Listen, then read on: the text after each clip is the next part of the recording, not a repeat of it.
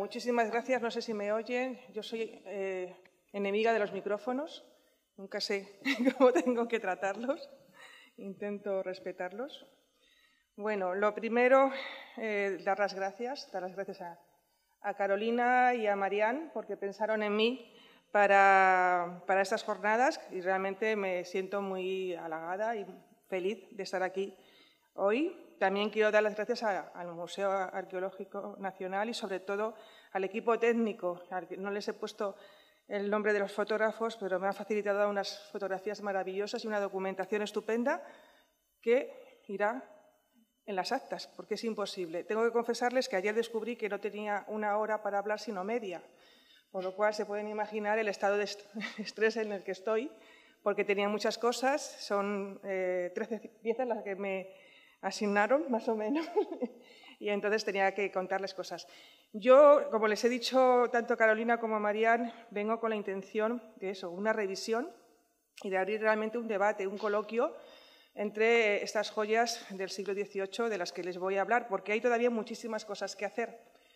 Cuando yo empecé hace 35 años, que es que esa ha sido la pesadilla de esta noche, dije, madre mía, es que llevo 35 años en este mundo. La verdad es que la bibliografía era muy escasa, no es que ahora haya mucho más, pero como no hemos podido comprobar esta mañana, pero sí que hay muchísimos más investigadores, éramos muy poquitos en aquel momento, y la verdad es que resulta difícil enfrentarte a un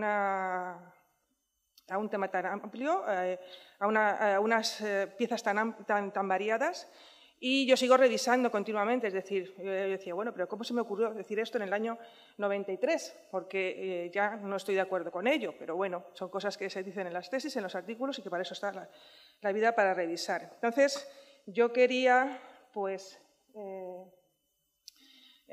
hacer una revisión y hacerla una revisión, un diálogo con ustedes para que luego, si hay tiempo, podamos un poco hablar de estos temas. A mí me toca hablar de las joyas del siglo XVIII. Es un conjunto muy importante el que hay en el museo. Joyas de uso civil.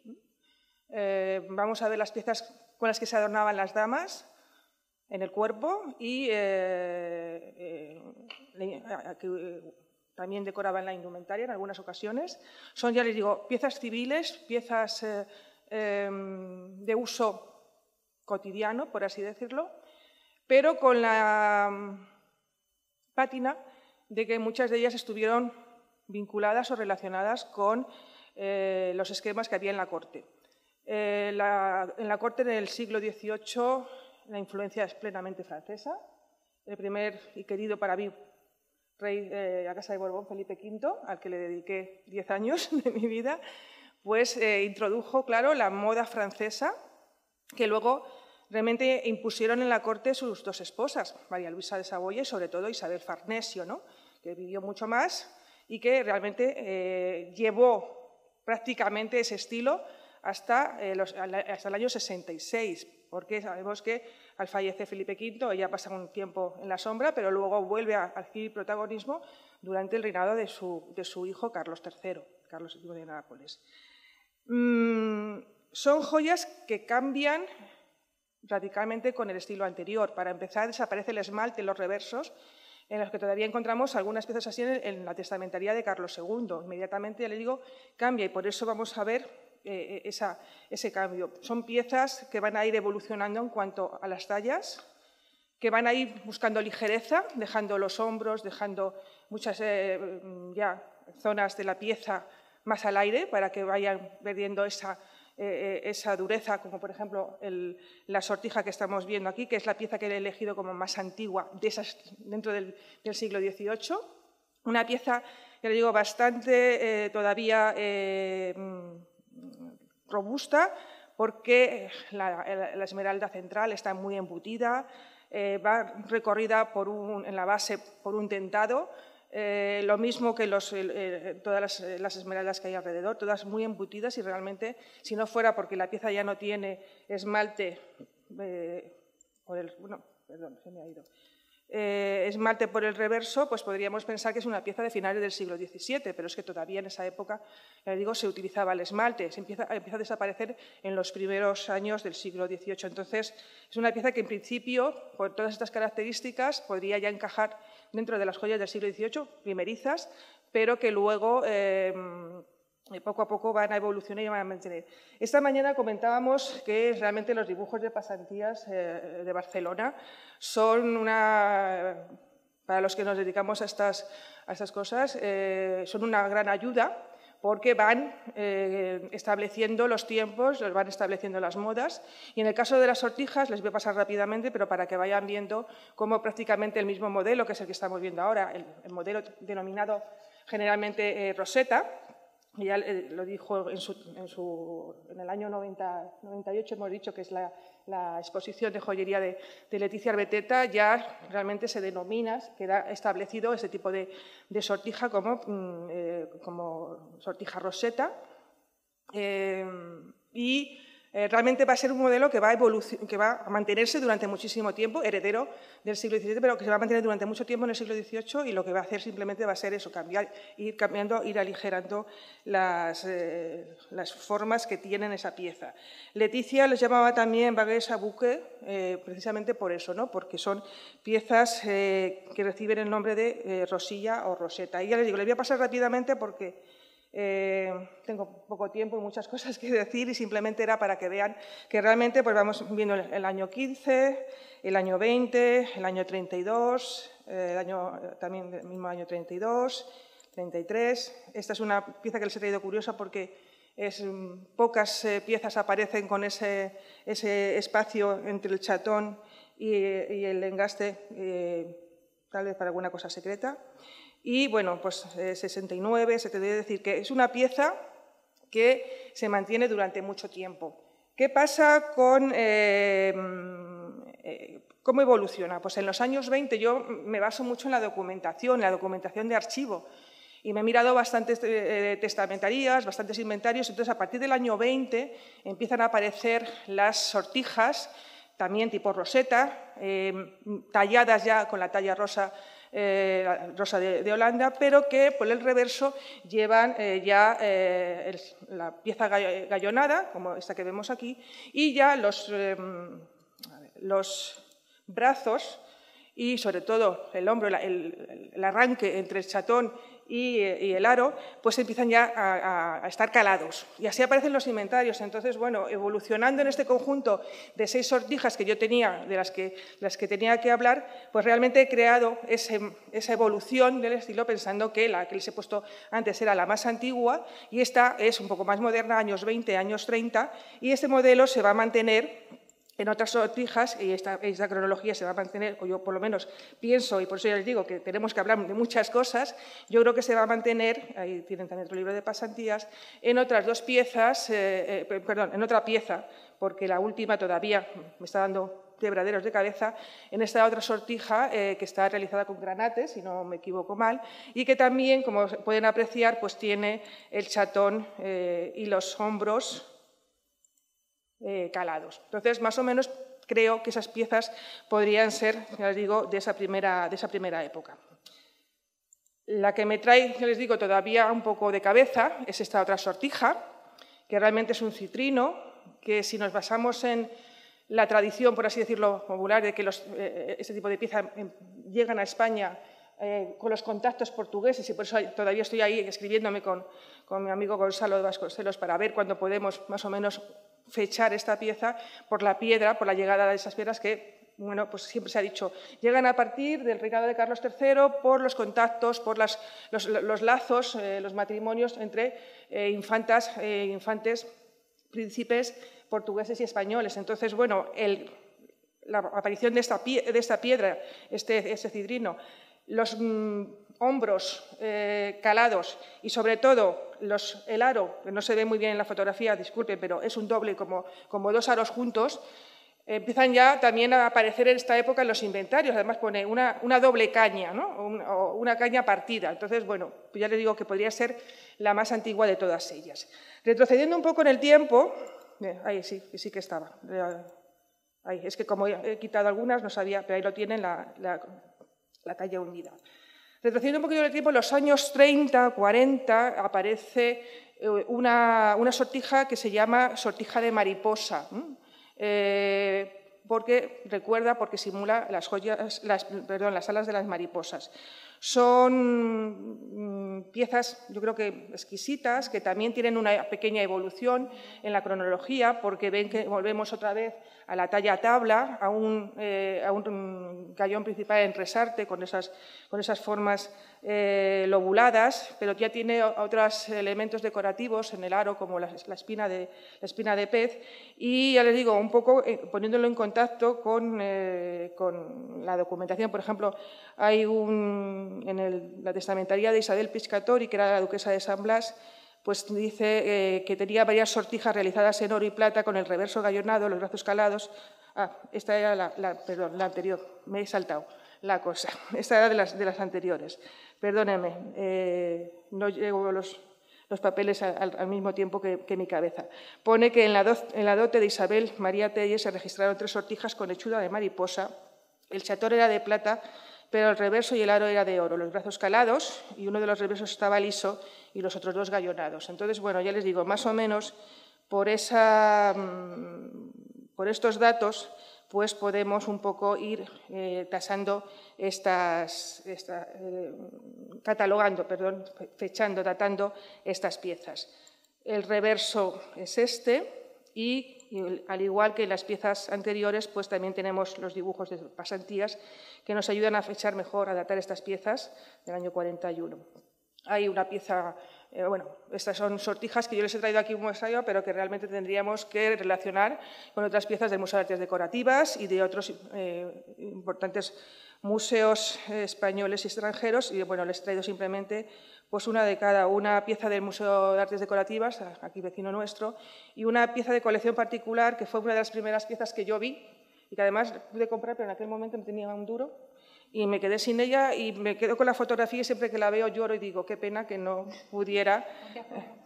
Sí, sé que la tenía y todo, pero ya no creo que esté a la venta. Entonces, bueno, pues nada, son cosas de la vida. Entonces, bueno, pues eso. Ahí les he traído también otra del Museo del Romanticismo, un poco más arcaica, Arbeteta la fecha en el siglo XVII, pero bueno, pues es otra pieza que también, por la talla y otros elementos, podríamos también un poco poner en correspondencia con las anteriores.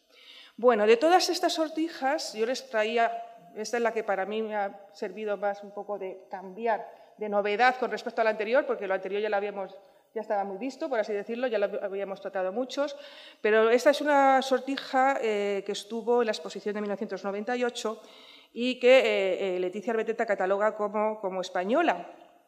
Y bueno, pues buscando, indagando, ya les he dicho, llevo, desde que me invitaron, Carolina Marian, llevo revisando toda la bibliografía e intentando estar un poco al día, y entonces, bueno, pues buscando libros antiguos de los que yo ya había tratado hace tiempo, pues me encontré, bueno, este es el reverso también gallonado, pues me encontré con estas piezas, que además ahora Internet está fenomenal porque te puedes meter desde el salón de tu casa en todos los museos y sacar realmente fotografías maravillosas, y en este caso son unas fotografías del Museo Británico y es también unas sortijas con lo mismo, con barcos, con veleros, también realizados en marfil como en la pieza anterior, y que fue una donación además de John Hurley Grundy, y ellos están documentadas como que los artífices de estas sortijas fueron Stephanie y Dress, que eran 2 personas, ponía que eran de origen alemán, pero eran 2 artífices que se especializaron en este tipo de piezas. Entonces,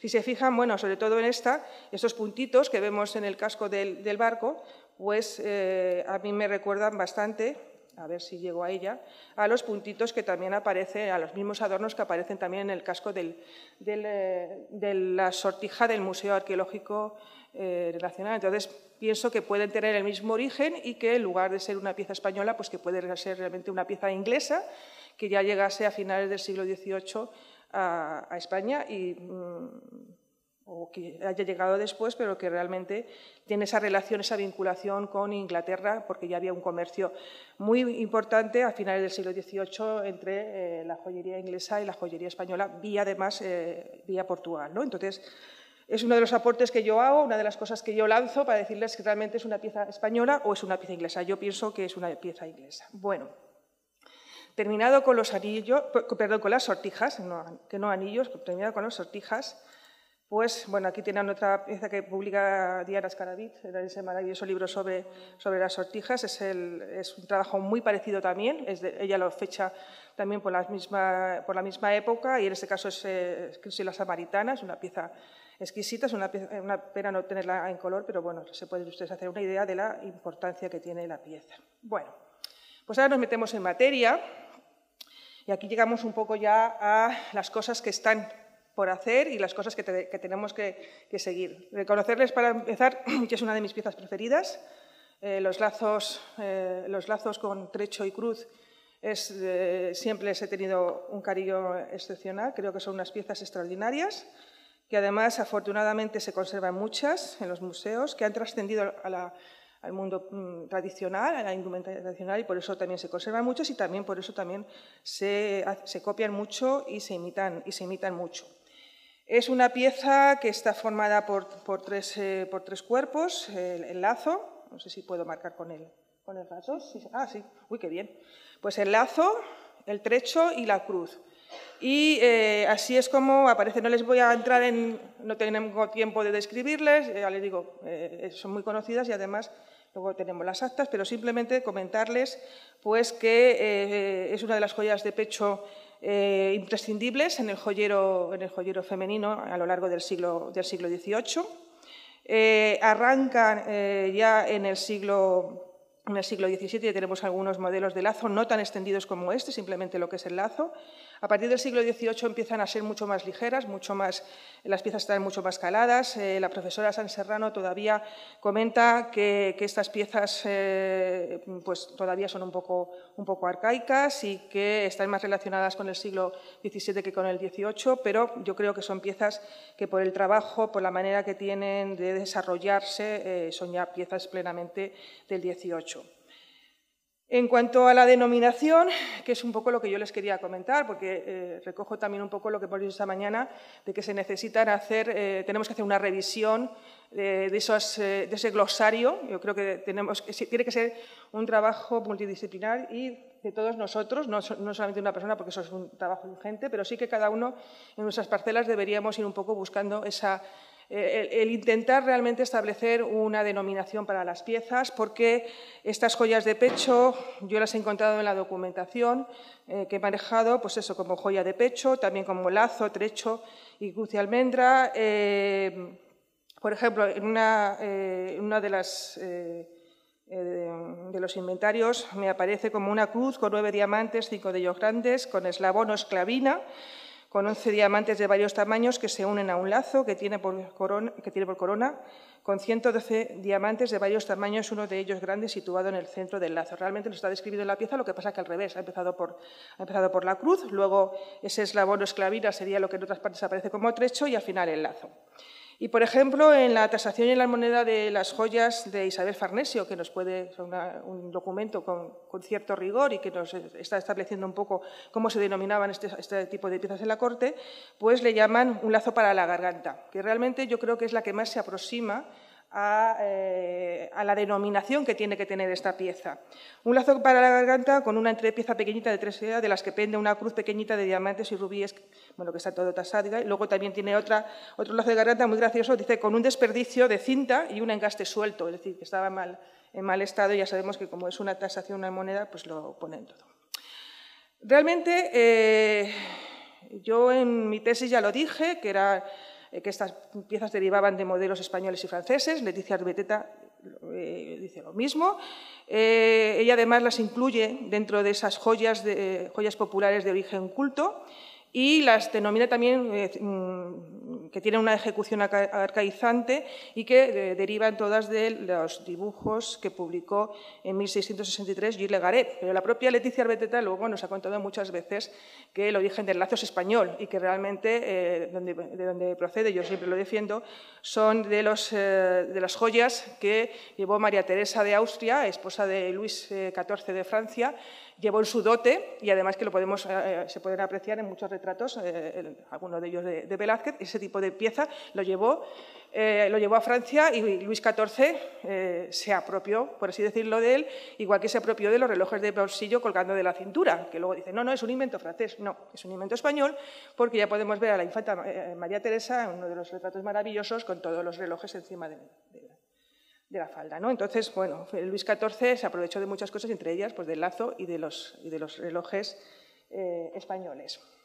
Bueno, estas piezas, voy a avanzar paso, bueno, todas estas piezas se conservan con el oro en su color, no llevan esmalte. Afortunadamente, no les he comentado, el problema que tenemos en joyería, que no ocurre en platería, es que apenas tenemos marcas. Entonces, bueno, afortunadamente estas piezas las tenemos bastante centradas porque muchas de ellas conservan la marca, que es, en este caso es el león rampante de Córdoba. Sé que lo ven muy mal, pero más o menos lo tendrán en la cabeza, el león rampante. Y ya les digo, se conservan bastantes, entonces afortunadamente esto nos ayuda por lo menos a saber que son españolas y que están aquí. Los detalles cincelados van evolucionando y nos van mostrando los modelos más ricos y los modelos más sencillos y los modelos más populares, pero sobre todo, ya les digo, fíjense en el reverso del trecho, que es el que nos va a ir creando realmente, el que nos va a ir estableciendo muy bien la cronología de las piezas. Estas piezas se llevaban, tienen unos pasadores, no sé si se han dado cuenta, no se los ven estos pasadores de aquí. Pues estos pasadores que algunas veces dicen, bueno, era para coserlas al vestido. Pues realmente yo creo que eran más para pasar una cinta de seda o una cinta de tela con la que se llevaban al cuello y por eso se recibe más ese nombre de pieza de garganta que otra cosa, ¿no? Y lo tienen aquí en un retrato contemporáneo, pero para que vean pues, cómo ha trascendido, cómo ha pasado al mundo, ya digo, tradicional, al mundo popular, y se sigue pues eso, llevando colgadas del cuello, ¿no? Yo, por ejemplo, he visto en la zona de Valencia algunas veces, realmente si te das una vuelta en época de fallas, pues ves realmente cómo se utiliza mal, en algunas ocasiones mal, esta pieza, porque realmente se cose cuando es una pieza que va, ya les digo, para el cuello. Bueno, seguimos. Se conservan también dibujos, tenemos un amplio abanico de dibujos de estas piezas. Yo les he hecho una selección porque si no me quedaba toda la tarde y tengo que dejar también a mis compañeros. Pero, por ejemplo, en los libros en el segundo libro de exámenes de plateros de Sevilla aparecen dos, la 3 y la 14, y ahí se especifica perfectamente en los libros de exámenes un lazo con cruz o una cruz con lazo. Eso ya, como quieran. Una aparece como lazo con cruz y la otra cruz con lazo. También aparecen en los libros de pasantías, como no, por ejemplo, en Jerónimo y Pascual en 1741, en los exámenes de Pamplona. Esta es una pieza bastante ya tardía, porque es un dibujo, dice que eligió Joaquín Mayaderioli este dibujo para hacer su examen de maestría en 1788, ya llegó un dibujo tardío. Y, bueno, pues como no, en el Códice de la Virgen de Guadalupe también aparecen piezas así, que solían ir acompañadas de estos pendientes, pues eso os he traído porque realmente constituían un medio aderezo, porque formaban conjunto con los pendientes que también tenían la forma del broquelillo, el lazo y la almendra, y hacían juego. La pieza del Museo Arqueológico no lo conserva, pero en su origen debía ser una pieza así. Albini también en 1701 hace una serie de dibujos y aquí es un poco lo que yo les quería un poco para el debate posterior, ¿no? Isabel Pérez Rufí denomina esta pieza corbata en su artículo, a ver dónde la tengo por aquí, bueno, ahora se me ha perdido, bueno. El del artículo me acuerdo de Estudios de Platería 2010, ahora mismo no me acuerdo, eran los dibujos que se conservan, los grabados que se conservan en la Biblioteca Nacional. Entonces dice que en concreto describe esta pieza como una corbata. Realmente la corbata era una pieza que ya había pasado de moda y además así aparece en los libros de Sevilla. Dice, le tocó una corbata pero se sustituyó por otra porque esa pieza ya está pasada y de hecho uno de los motivos por los que se hace un segundo libro en Sevilla es porque hay piezas que ya están pasadas de moda, que ya son arcaicas y que ya no se van a hacer. Entonces, Corbatas aparecen en el primer libro de Sevilla y estas son las piezas a las que se les denomina corbata, pero no tienen, ya les digo, un parecido con la pieza que hemos visto antes, que está más cerca del lazo de garganta que les he comentado. Yo misma denominé, tengo que confesarles, por eso les digo que estamos en continua revisión. Yo la primera, en el año 93, en el artículo sobre los dibujos de María Amalia de Sajonia, también a estas dos piezas las denominé corbata, porque no me parecía que fueran una devota. La devota es la pieza que tienen ustedes, la que tiene la más grande, y realmente la devota es una pieza que se llevaba alrededor, tenía una parte que se llevaba alrededor del cuello, que se podía unir con un lazo y luego lo caía. Y entonces a mí estas dos piezas no me parecían más cercana a una corbata que a una devota, y así las denominé. Ahora ya les digo, lo estoy pensando y posiblemente pues cambiaré de parecer. Bueno, luego también Carolina, que la tenemos aquí, también le he dicho que yo tenía para todos. Entonces, bueno, pues también traigo las piezas que en ese estupendo libro maravilloso de las joyas de la Biblioteca de Roma, extraordinario, es un tesoro. Qué bonito. Es un tesoro y una envidia, me dais mucha envidia que la hayas encontrado. Entonces, bueno, una envidia sana, ¿eh? Estas cosas son las que tienen que salir y darse a conocer. Pues lo mismo, he ido pasando un poco las hojas y ahí he traído un poco un muestrario de esa denominación que a veces, pues ya les digo, tenemos un poco que afinar y empezar un poco entre nosotros a llegar a esas conclusiones, porque a lo mejor una pieza que pueda ser parecida pues está con lazo con colgadura, corbata, joya de pecho, que es lo más habitual, lazo floral, ¿ves? Te he leído, para que veas, corbatas, es decir, que tenemos aquí piezas. Yo he sido bien mandada. Claro.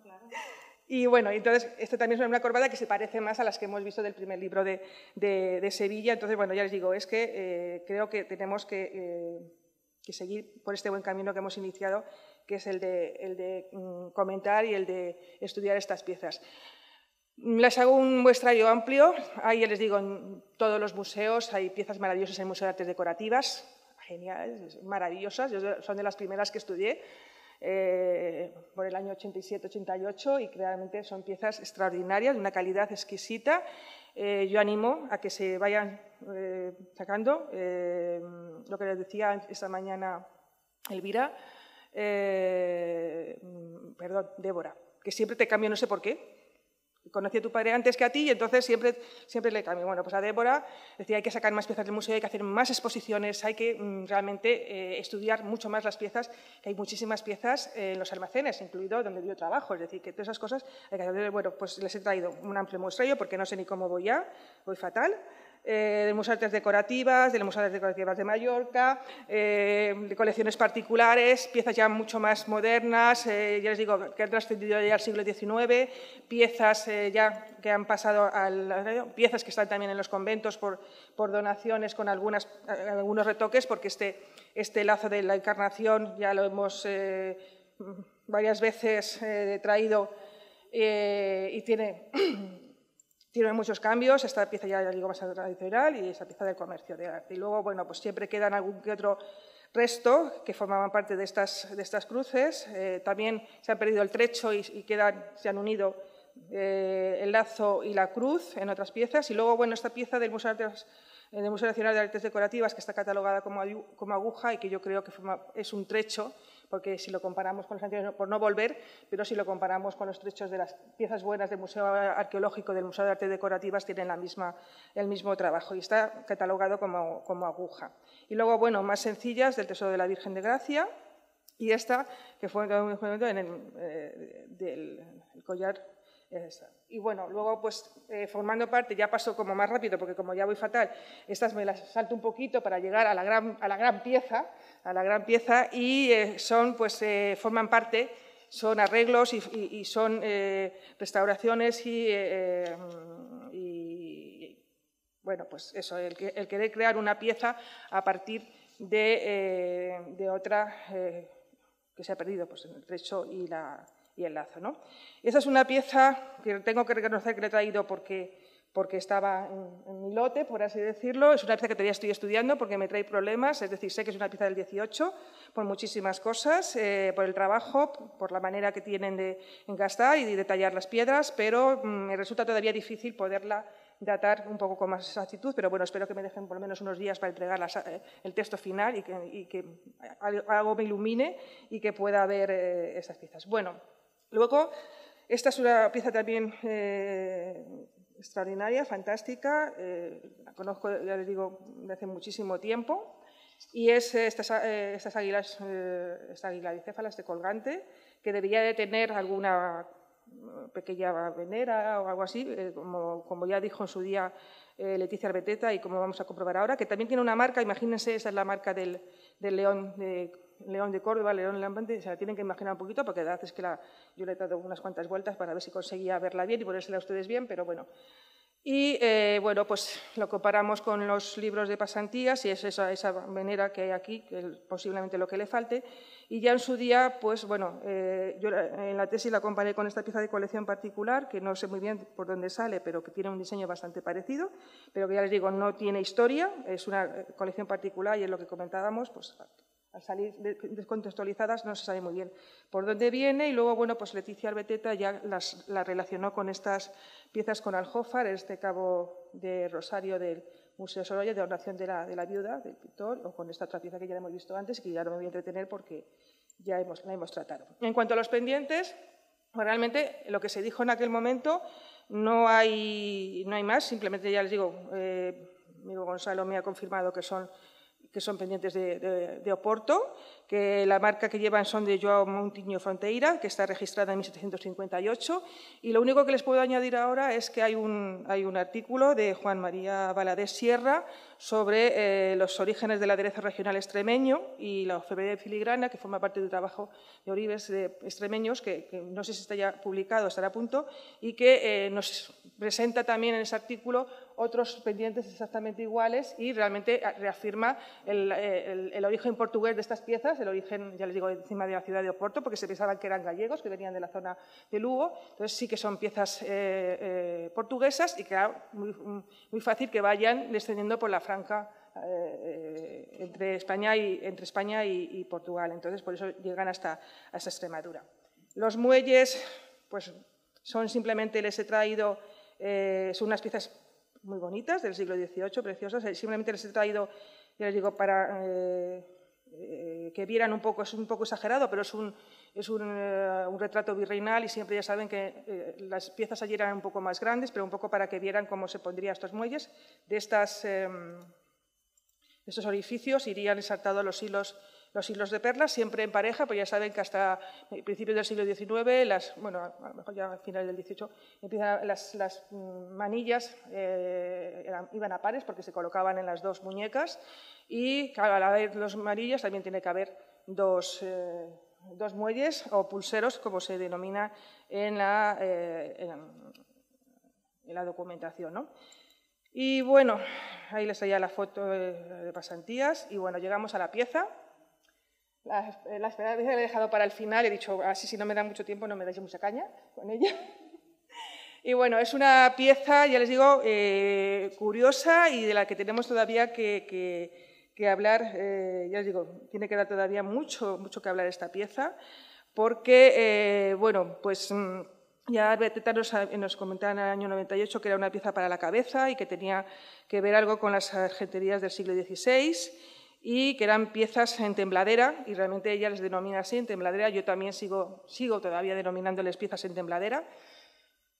Joya de pecho, piocha, airón, porque también, por ejemplo, Ignacio Migueliz, una pieza parecida, y el otro día que nos encontramos por ahí por Madrid, salió tema, aunque eran cosas completamente distintas, pero dije, bueno, ¿te acuerdas? Pues el airón, vale, pues el airón puede ser airón o puede ser una joya de pecho para colocar en el pecho según el tamaño, porque realmente si es una pieza muy grande, en la cabeza era difícil de sujetar. Entonces, yo creo que en función del tamaño podemos denominar airons, y puede ser para la cabeza, o si es una pieza un poco más grande, puede ser una tembladera para el pecho. Está formada por dos partes, eso siempre lo hemos dicho, que la parte inferior, que es este ramaje con todas las esmeraldas en hilera, y la parte superior, que es esta vasija de la que salen una serie de filamentos con un muelle que se unen a la flor y que le da ese aspecto de tembladera que yo les comentaba. Yo en su día, bueno, este es el reverso, en su día, en mi tesis, yo dije que era una pieza de dos épocas diferentes, que la parte superior era del siglo XVII y la parte inferior era del siglo XVIII, porque la forma de tallar las piedras, de engastarlas, de trabajar, el reverso, ya sin el esmalte, pues muchísimas cosas. Yo pensé, ya les digo, que era una pieza del siglo XVII, bellísima, reutilizada en el siglo XVIII. Y en parte era, yo les voy pasando, pero ya la conociendo, en parte era por estas dos fotografías que yo había encontrado en su día, ya les digo, en el año 90, en el que, bueno, tanto en el Museo de Hamburgo como en el Museo de Forsey, perdonen, porque la de blanco y negro es que es del diccionario de Newman y no he encontrado absolutamente ninguna. De Forsey sí que tiene ya página, pero la de Hamburgo no la he encontrado en color. Entonces, bueno, pues nos recuerda, si se fijan en sobre todo esta vasija, bueno, el jarrón menos, pero si la comparamos con esta pieza, pues ya les digo que a mí me parecía que estaba bastante relacionada, que podía ser un origen parecido y que entonces podían ser, ya les digo, estas piezas están catalogadas, datadas en 1620 y 1630 en ambos museos, y entonces, bueno, pues yo me incliné hacia esa época. Pero releyendo a Leticia y fijándome en otras cosas, me di cuenta, y por eso esta la he cambiado, la hemos visto esta mañana, la tenía situada en otro lugar por otra circunstancia, pero bueno, he pensado que su lugar era este, porque estos adornos que lleva la pieza del museo, sobre todo estas puntas, pues que es una pieza sin duda del siglo XVIII, pues nos inclina más la balanza hacia esa época. Es posible, ya les digo, que las piezas tanto del Museo de Forsey, no es que yo me quiera dar aquí un poco más del piso, sino es posible que las piezas de Forsey y de Hamburgo necesiten una revisión y que a lo mejor no sean del siglo XVII, sino que sea a lo mejor ya una pieza del siglo XVIII, que entonces nos encajaría perfectamente con el resto de la pieza, porque hay unos puntos de unión que realmente es un disfrute, gracias a Marianne, el disfrute de volver a ver esta pieza y tenerla en las manos después de unos años. Hay tanta relación, tanta vinculación entre la parte de arriba y la de abajo que hace imposible pensar que es una pieza hecha en dos partes, aunque tenga un punto de unión, porque tiene que tenerlo, porque si no la pieza se parte, pero porque tiene una cara a la duda con un tornillo, pero es una pieza unitaria, es una pieza en conjunto. Entonces, sería un trabajo demasiado laborioso el intentar camuflar una pieza del 17 como una pieza del 18. Yo ya les digo que yo la última cosa que digo es, aunque dijera hace unos años que eran dos épocas, ahora me inclino más a pensar que es una pieza de un solo momento.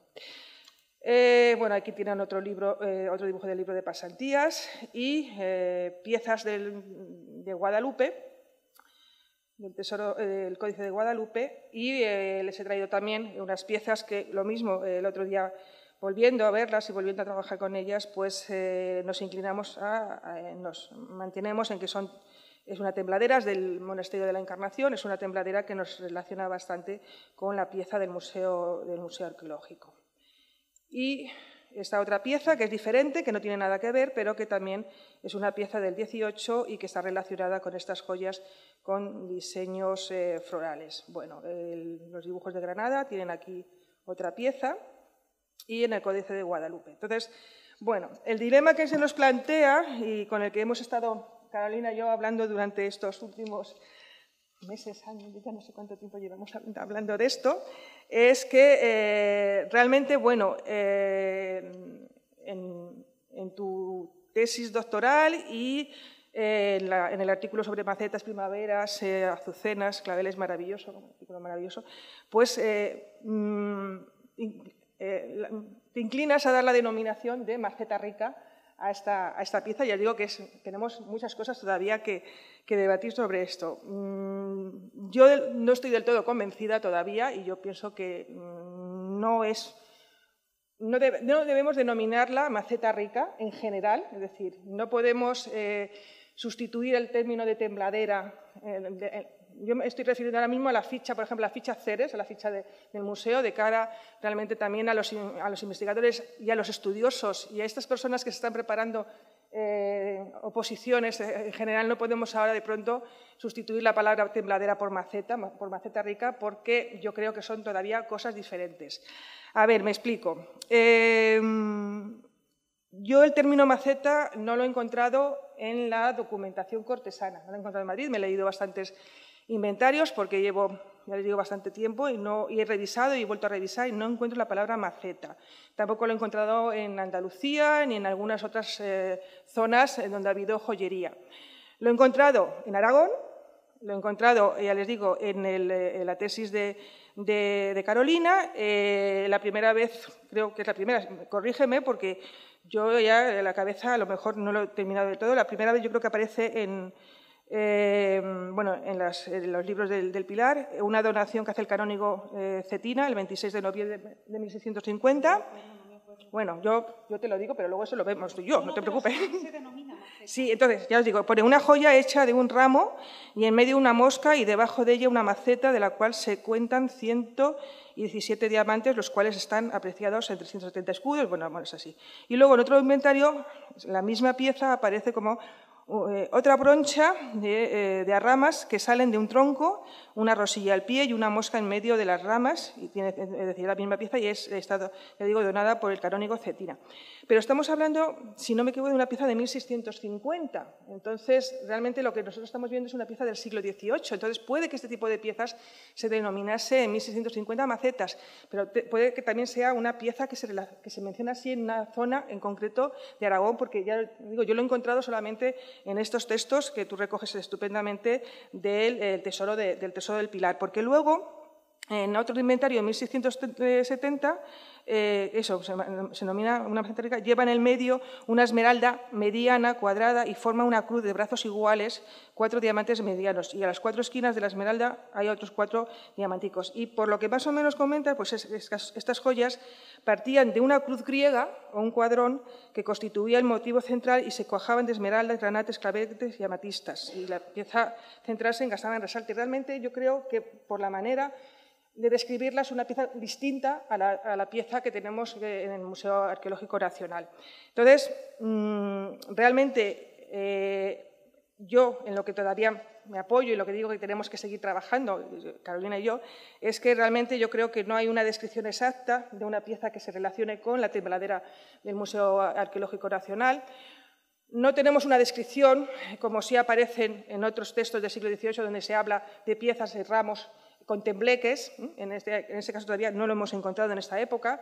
No hay un dibujo que tampoco nos ayude a decir realmente esto es una maceta. Entonces, ya os digo, todo eso, el que no haya aparecido en ninguna otra zona todavía geográfica, pues a mí todavía me hace dudar sobre ese término y yo todavía tendría un poco de cuidado y de recelo al denominar a la pieza tembladera del Museo Arqueológico Nacional como una maceta rica. Lo digo yo. Yo creo, ya les digo, que queda mucho. La palabra broncha, sabemos que broncha se refiere a un broche del cinturón, entonces realmente esta pieza iría o bien en la cabeza o bien en el pecho, pero no la veo situada en el cinturón. Entonces, ya les digo, es una pieza que yo considero todavía que está en debate y de la que tenemos que hablar bastante. Y, bueno, se había traído también el profesor Esteban Lorente, también recopila los exámenes de plateros de Zaragoza y precisamente pues eso, en un margen desde 1638 hasta 1682, que creo que es el último que he recopilado, eso ya luego lo podrán leer en las actas, pues sí que va recogiendo distintos, ¿saben lo que pone? Una maceta de oro esmaltada con 17 perlas, otra con 13 piedras, una maceta de oro con 13 rubíes, pero realmente simplemente lo menciona. Entonces, a mí me falta esa descripción que realmente me ayude a pensar si esa tembladera es realmente una maceta o si seguimos utilizándola como tembladera o como ramo, que realmente es como aparece con mayor frecuencia, y creo que por aquí tenía que ponía... Sí, el 21 de septiembre de 1728, hay muchos, pero he elegido este porque era el que estaba más claro. Francisco Antonio Salcido y Aguirre, que era el marqués de Vadillo y era el corregidor de la villa, es decir, una persona que estaba relacionada con la corte, pues entre las joyas tiene un ramo de plata y oro formado por un vástago de hilos dorados con un lazo esmaltado en la parte inferior que tenía en el centro una rosilla de diamantes. En la parte superior, 4 florecitas pequeñas esmaltadas, 5 rosillas y 3 mariposas puestas en tembleque. Entonces, realmente, a mí esto me hace más, ya le digo, inclinarme a pensar que es un ramo en tembladera, que según el tamaño pueda ser piocha o pueda ser joya de pecho y que realmente pues todavía, les digo, nos queda muchísimo por hablar y por eso, porque como somos muy jóvenes, tenemos que seguir trabajando en ello. Les he traído la pieza de que publica Ignacio Miguelí, la de Pamplona, que él fecha en el 17 y yo ya le he dicho que tenemos que hablar, en Pamplona mejor, hablamos con la pieza delante y yo creo que es un poquito más 18 que 17. Y bueno, les he traído también la de la Virgen Carmona, que es otro tipo, pero es también un ramo y una pieza del comercio, del comercio de Feriarte, pues ahora lo he comentado, lo de Feriarte. Muchas veces en Feriarte es importante, me dicen, ¿y sigues yendo? Pues sí, es importante porque aparecen joyas. Esta es una pieza que estaba catalogada como francesa del siglo XIX. Y yo le dije, dale la vuelta. Y nos hicimos muy amigas, la anticuaria y yo, porque dije, 18, España. Y realmente, bueno, pues esto es lo que he aportado. Perdón porque me he pasado, lo siento. Muchas gracias, Amelia.